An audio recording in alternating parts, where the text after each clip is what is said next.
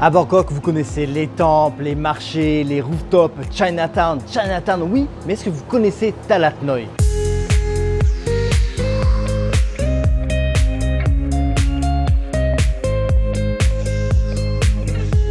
Salut les amis, c'est Monsieur Puss et dans cette vidéo, je vais vous faire découvrir Talat Noi. Talat Noi, c'est tout simplement le vieux quartier chinois de Bangkok qui est dans Chinatown, dans la partie la plus près de la Chao Phraya, le fleuve la Chao Phraya. Et vous allez voir qu'ici, il y a vraiment pas mal de choses à voir. C'est tout petit, c'est plein de petites ruelles, mais il y a pas mal de choses à découvrir. C'est parti, là je suis au Soi Panurangsi. C'est une rue qui est super intéressante parce qu'il y a plein d'ateliers et de magasins qui réparent des pièces d'occasion, des pièces mécaniques d'occasion, de voitures et de camions. Et ce qui est génial, c'est qu'on peut voir les gens travailler sur les pièces, les réparer pour ensuite les revendre. On va voir des magasins, mais c'est un bordel à l'intérieur. On se demande comment ils s'y retrouvent. Pareil, les rues pour venir à ce Soi Panurangsi, il y a plein de quincailleries. Pareil, là aussi, on se dit, mais comment le vendeur s'y retrouve? Ce n'est pas possible. Enfin bon, là, je suis en direction justement d'un des cafés que j'aime beaucoup. Donc, si vous allez à ce café que je vais aller, vous allez automatiquement passer par cette rue et donc vous allez voir ces artisans et ces magasins. D'entrée de jeu, là, vous avez l'intrigue au max. Moi, ce que j'adore en Asie, c'est ça. C'est que d'un côté, vous avez les gens là, le monsieur avec son atelier qui travaille. Voilà, vous avez tout le bordel et juste à côté, vous avez la dame qui cuisine, sa petite cuisine. Et comme c'est la Saint-Valentin, elle vend même des fleurs, elle vend même des roses parce qu'aujourd'hui, c'est le 14 février, donc bonne Saint-Valentin à tous, même si vous allez voir cette vidéo après le 14 février. Mais bon, voilà, donc je trouve ça super sympa. Regardez là aussi, vous avez une dame qui vend des boissons et tout ça avec le monsieur qui… Non, franchement, c'est un quartier super sympa à voir. Je vous jure, vous allez voir pendant toute la vidéo. Regardez, regardez. On continue, on passe. Maintenant, on a un petit temple. On a un petit temple avec les gens qui jouent. Regardez ça.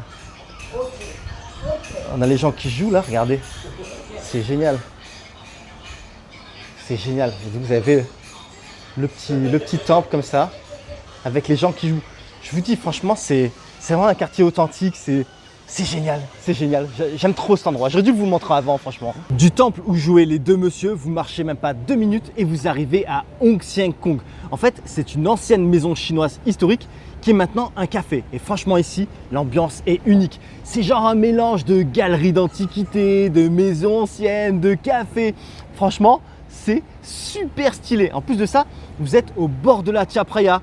Donc, on peut voir un temple chinois. Là, de là, je vois aussi l'Icon Siam, qui est encore la plus haute tour de Bangkok. Et oui, cette tour est plus haute de 1 mètre que la tour Mahanakhon. Et ben ouais, les petits malins, ils ont construit cette pointe. Comme ça, ils ont pu vendre leur appartement bien plus cher. Ben oui, hein, il faut payer plus cher pour habiter dans la tour la plus haute de Bangkok. Enfin bon, ceci dit, maintenant, je vais être honnête avec vous. Moi, là, je me suis pris un Americano. Et franchement, ça coûte pas 10 balles. Je l'ai payé 460… mais qu'est-ce que je raconte? Je l'ai payé 160 bahts. Ce qui fait en euros, j'ai payé en carte. J'ai reçu la notification, 4,36 €. 4,36 €. Mais franchement, en fait, vous ne payez pas pour le café, vous payez pour le lieu. Ce qui est génial ici, c'est que déjà, c'est le cadre. Je sais pas, ce bâtiment avec l'arbre dessus, les racines dessus, toutes ces antiquités. Je sais pas si… Il y a vraiment quelque chose. L'endroit dégage quelque chose. Franchement, ça ne me dérange pas de payer 160 bahts pour boire un café ici. Parce que justement, le lieu est vraiment spécial, il vaut vraiment le détour. Vous avez une salle intérieure qui est ouverte, vous avez une salle complètement fermée, climatisée, et puis après sinon vous pouvez venir ici en terrasse au bord de la rivière. En plus il y a des ventilateurs, des parasols, donc vous n'allez pas forcément subir la chaleur. Bon, s'il pleut, là vous allez subir la pluie, bon d'accord. Mais franchement, pour un petit café le matin, en plus ce matin il n'y a pas encore beaucoup de monde, vous venez l'après-midi, là ça y est, ça va commencer à arriver, voilà, c'est plus la même histoire. Mais là, le matin, c'est calme. Franchement, je suis au bord de la rivière. Je peux regarder les bateaux passer, apprécier le paysage. Non, franchement, le paysage urbain, franchement, c'est génial. Non, j'aime beaucoup, j'aime beaucoup. Je vous raconte un truc bidon, mais je vous le raconte. Vous voyez là, sur ma lunette, ici, il y a un petit cœur. En fait, comme je vous ai dit, aujourd'hui, c'est la Saint-Valentin. Et donc, j'entre dans le café et la serveuse mettait des cœurs sur sa copine. Et moi, comme je ne peux jamais la fermer, il faut toujours que je l'ouvre, je lui dis « Mais moi aussi, je veux ton cœur. » Elle me dit « Tu le veux où ?» Je dis « Ben vas-y, mets-le sur la lunette. » Voilà, et donc maintenant j'ai décidé que j'allais faire toutes mes vidéos avec le cœur sur la lunette, que je devais accepter mes bêtises, que pour m'auto-punir de toujours l'ouvrir, je vais faire toutes les vidéos avec le cœur sur la lunette jusqu'à ce qu'il tombe. J'espère qu'il va vite tomber.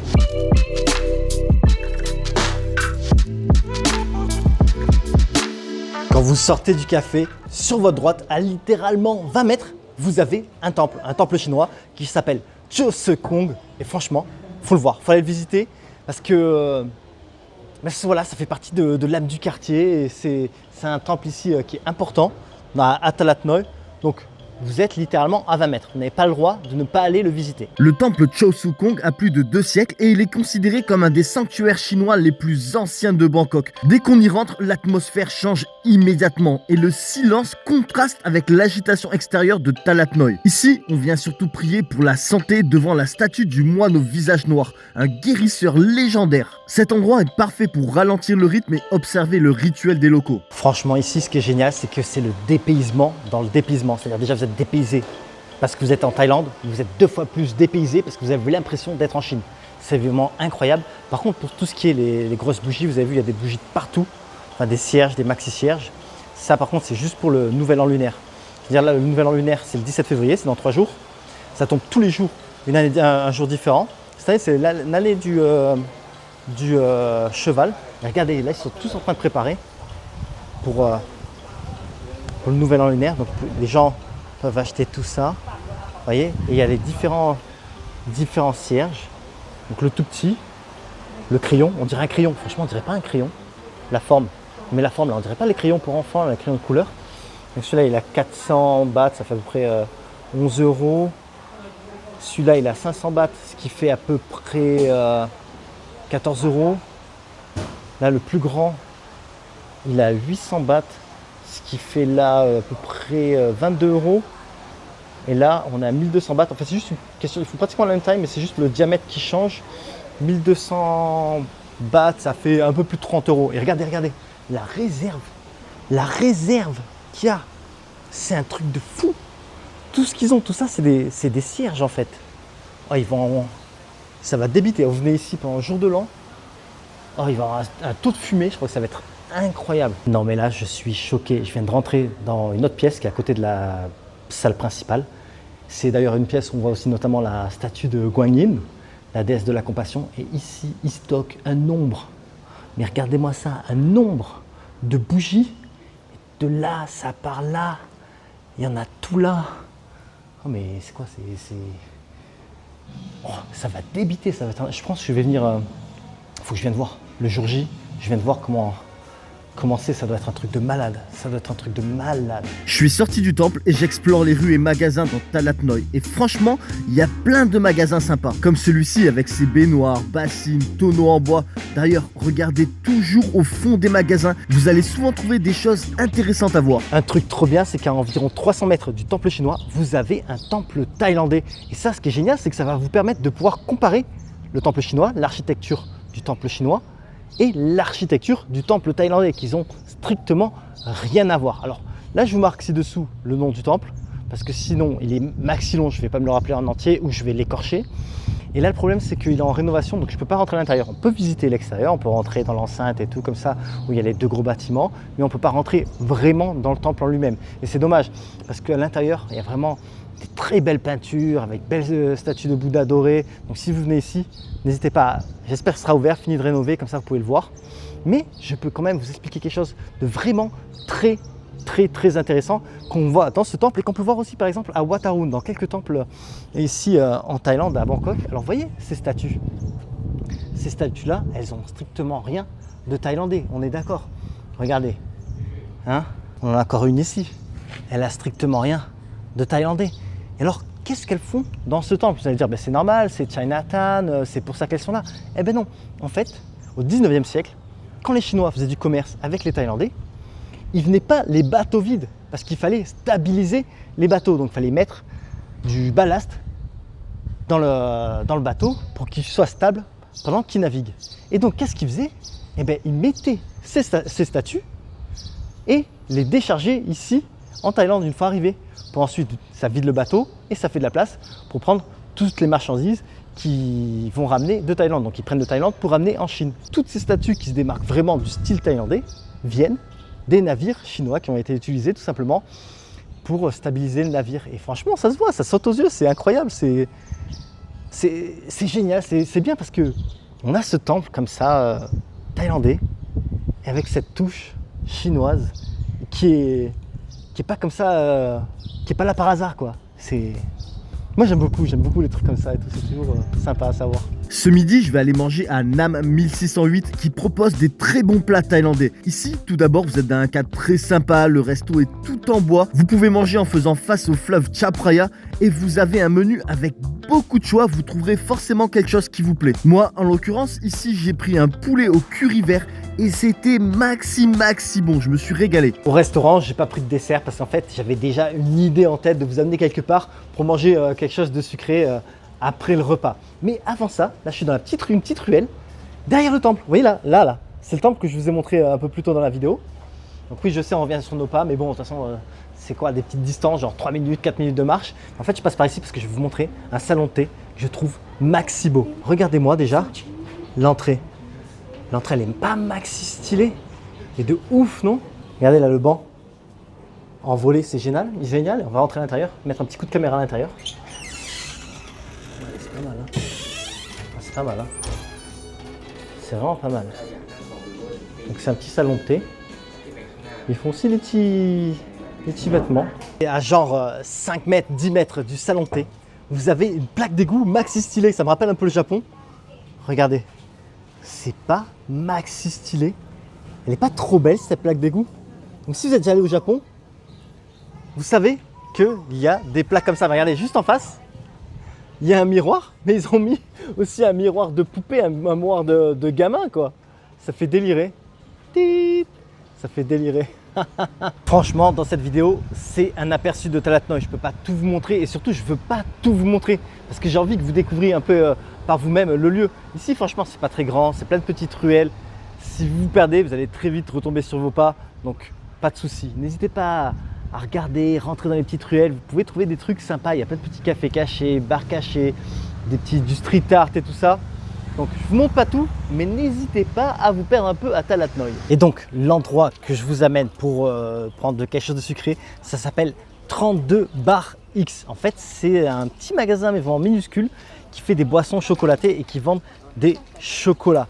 Alors ici, déjà, je vous annonce la couleur. Le magasin est minuscule. Donc du coup, en fait, vous commandez à l'intérieur, vous pouvez attendre dehors. Et si vous avez le courage, vous prenez votre boisson à l'intérieur. Après, deuxième chose, franchement, ça ne coûte pas 10 balles. Là, ce que vous voyez, le chocolat chaud avec les 3 petits chocolats, ça m'a coûté 330 bahts, soit plus ou moins 9 €. Après, franchement, c'est super stylé. Déjà, l'entrée du magasin, l'entrée, rien que ça, venez au moins pour voir l'entrée. Si vous voulez pas acheter rien ou quoi, mais au moins, allez voir l'entrée avec la voiture et tout, c'est trop stylé. La voiture qui se décompose, mais je sais pas, je trouve ça trop stylé. Juste devant la voiture, vous avez encore une plaque d'égout, genre type japonaise. Elle est trop belle. Et donc maintenant, on va voir ce que ça donne, ce fameux chocolat. Parce que bon, 9 balles pour 3 petits chocolats et un truc comme ça, j'espère que c'est bon. Hein.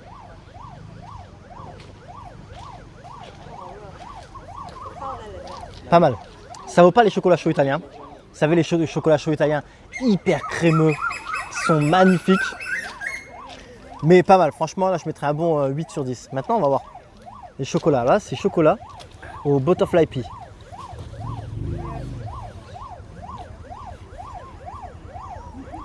Franchement, il est bon. Je l'ai laissé trop longtemps dehors. Il est fondant du coup. Il est trop bon. Ça, c'est à la mangue. Mango sticky rice. Celui-là, là, c'est mango sticky rice. Ah, pas mal. Hein. Waouh. Waouh. Il est vraiment pas mal. Et celui-là, c'est curry massaman. Il devrait être un peu épicé. Je vais un peu de chocolat avant pour enlever le goût des autres chocolats que j'avais. Je vais pas vous mentir, la première gorgée, je me suis un peu brûlé la langue. J'ai dû prendre chocolat glacé. C'est bon, hein. Franchement c'est bon. Comme encore une fois, ça vaut pas les cafés italiens, les chocolats chauds italiens, mais la dernière fois je suis en Thaïlande, pas en Italie. Enfin bon. Donc, juste pour quand même décomposer le prix, ça coûte 150 bahts le chocolat chaud. Et les petits chocolats comme ça coûte 60 bahts l'un. 60 bahts l'un, donc 180 plus 150 est égal à 330. Allez, curry massaman.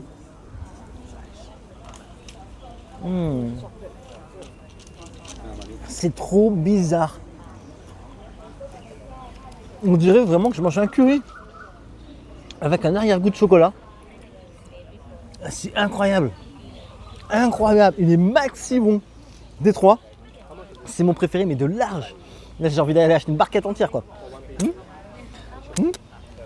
C'est pas bien de faire ça, ce que je fais là. Alors là, il m'a donné un carré de chocolat aussi à goûter. Alors comme vous avez vu à côté de moi, là, il y a Winnie l'ourson qui me fait dos. Carré de chocolat. Donc c'est celui que ils ont utilisé pour faire mon chocolat chaud, parce qu'en fait vous avez une sélection de 10 chocolats et vous choisissez lequel vous voulez. Mais bon, il est bon, franchement. Je sais que c'est un peu cher, mais voilà, c'est une expérience, ça change un peu. Et franchement, je vous jure, même, bon déjà, venez pour faire la photo avec la voiture, voilà. Et prenez le, il n'y a rien dessus. Le mec, il prend la plaquette pour montrer. Celui que je vous ai montré là, curry massaman, mais c'est une dinguerie. Mais je vous jure, il est maxi bon. C'était, je sais pas, le mariage du chocolat avec le curry massaman, la crème, cette crème qu'ils ont fait là, je sais pas comment ils sont débrouillés, mais c'est juste magnifiquement bon. Un saut de puce en plus et on arrive devant ce magnifique mur qui est en fait la façade d'un café qui s'appelle Mother Roaster. Et franchement, ils se sont gavés. Le mur est maxi beau. Et regardez ce qui est insolite, c'est que je suis assis sur des amortisseurs. Vous voyez, je suis assis sur des amortisseurs peints. C'est rigolo, mais le mur est franchement super sympa. Il y a plein d'icônes de Bangkok dessinées dessus. Et ce qui est bien, c'est que juste en face, vous avez un autre temple, un temple chinois, franchement qui vaut aussi le détour, qui s'appelle Hon Vong Kun. Un truc comme ça, je vous l'écris juste ci-dessous. C'est un autre symbole religieux ici à Talat Noi, donc n'hésitez pas à rentrer à l'intérieur. Vous allez voir d'ailleurs, il y a cette statue qui est couverte de colliers. Franchement, ça ne fait même plus où en mettre. Tant qu'à faire être là, vous traversez, il y a le temple. Et comme je vous ai dit, c'est à un saut de puce de là où j'étais juste avant. Après, vous allez voir aussi, à Talat Noi, il y a plein de street art. Franchement, c'est maxi stylé. Donc n'hésitez pas à vous promener dans les petites ruelles, à chercher un peu les différentes peintures murales et tout ça. C'est super sympa, vraiment, il y en a de partout, regardez là. Stylé là. Je sais pas, j'aime bien, moi. C'est pas des tags, hein, c'est pas des tags, c'est du street art, c'est de l'art de rue, quoi. Voilà, je trouve ça très sympa. Un saut de puce en plus et nous sommes maintenant à Holy Rosary Church. En fait, c'est une église, donc franchement, vous pouvez pas la louper. Quand vous voyez la sculpture de Bumblebee, de ce Transformers, c'est là, l'entrée est en face, vous ne pouvez pas la rater. Sauf que là, il est 16h30 et l'église est ouverte, mais fermée. Alors là, vous allez dire, non mais monsieur Puss, ça y est, le mec, il est parti. Il est parti. Non mais en fait, vous allez comprendre de suite. Voyez, l'église est ouverte, mais fermée. Donc on ne peut pas rentrer dedans, mais au moins on peut voir dedans. Voilà, vous voyez. C'est quand même très joli. J'aimerais bien qu'ils mettent un petit coup de lumière, ça aurait été cool, mais bon. Dans la vie, il faut savoir se contenter. Voilà, je devrais déjà m'estimer heureux que les portes sont au moins ouvertes, comparé au temple thaïlandais qui avait les portes fermées et que je pouvais strictement rien vous montrer. Les amis, incroyable mais vrai, mais le bon Dieu m'a entendu, enfin plutôt la dame juste ici. Et ça y est, elle vient d'ouvrir la petite barrière. Elle m'a dit que bientôt elle allume la lumière. Oh, mais décidément, au niveau rime, je suis un tueur. Elle vient d'ouvrir la barrière et bientôt elle allume la lumière. Monsieur Puss, rappeur. Allez, on lève la main. Oh, oh, oh. Ça y est, la dame a allumé la lumière. Franchement, c'est joli. C'est une jolie église qui vaut le coup d'œil. Encore une fois, j'ai l'impression que je dis ce mot tout le temps. Enfin bon, ici, il y a quelque chose d'insolite. Et ce qui est insolite, c'est que déjà dans l'église elle-même, il y a une arche avec des caractères chinois. Donc jusque-là, on se dit c'est normal parce que on est à Chinatown. D'accord.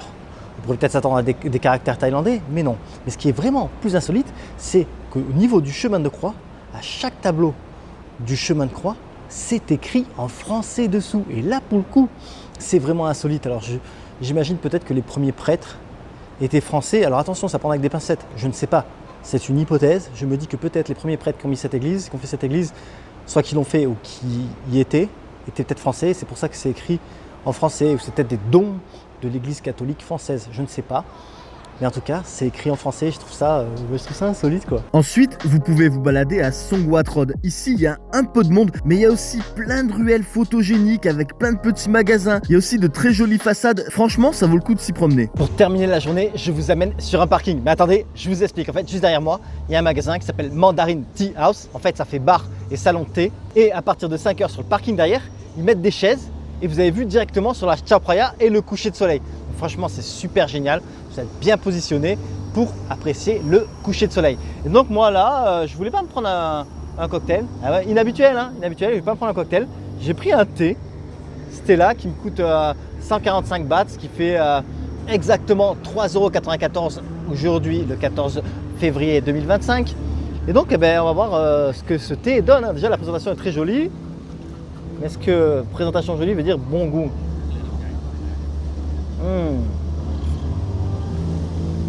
Ah, en fait, c'est un thé avec du soda water, avec de l'eau pétillante. Franchement, ça passe super bien. Je l'ai pris au pruneau, qui a une petite touche salée. Là, vous allez dire, non, mais qu'est-ce que tu dis, monsieur Puss? C'est une petite touche salée. Parce qu'en fait, ils ont une. Comment dire? Je sais pas ce qu'ils font avec leur pruneau séché. Enfin bon, c'est un petit coup salé. Oh, ça passe super bien. Là, c'est quoi ça, ces petits fruits confits là? Ah, c'est une gelée. C'est un bonbon. C'est trop bon. Et ça, c'est un pruneau confit. Enfin bon, je termine maintenant avec ce magnifique coucher de soleil avec la Chao Phraya devant moi. Je vois le balai des bateaux, il y a les croisières qui commencent à passer, les dîners croisières qui commencent à passer. Et le soleil qui est en train de se coucher, franchement, c'est super sympa comme point de vue. Mais ceci dit, c'est maintenant la fin de cette vidéo. Mais les aventures en Thaïlande continuent, les aventures en Asie continuent aussi. Donc si vous désirez ne rien manquer, n'hésitez pas à vous abonner. Et je vous dis donc à la prochaine sur ma chaîne La Bizette. Je vous remercie d'avoir regardé cette vidéo et pour rappel, j'ai écrit un e-book guide voyage en Thaïlande de plus de 380 pages qui est disponible sur mon site www.monsieurpuss.com et ce sera clairement votre meilleur compagnon pour votre prochain voyage en Thaïlande.